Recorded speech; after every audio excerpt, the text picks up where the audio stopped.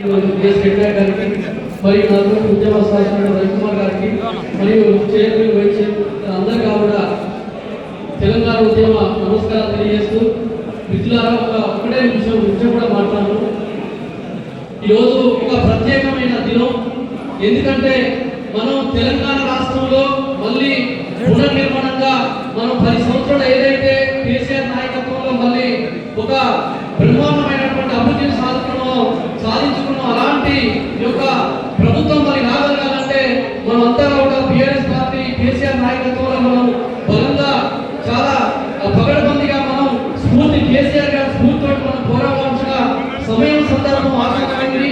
కాబట్టి రకంగా తెలియజేస్తూ అదే రకంగా ఈ మైపాడు వరంగల్ ఉమ్మడి జిల్లాలో విద్యార్థి ఉద్యమకారులుగా దాదాపు రవికుమార్ మీద నా మీద దాదాపు 78 కేసులు ఉన్నాయి.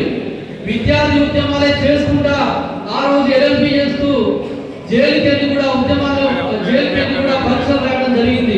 ఎందుకంటే ఈ రోజు ఈ యొక్క మైపాద్ నియోజకవర్గంలో తెలంగాణ బీఆర్ఎస్ పార్టీ ఉద్యమ నిర్మాణంలో ప్రధాన పాత్ర పోషించారు కాబట్టి ఈ రోజు చెప్పుకోక తప్పదు.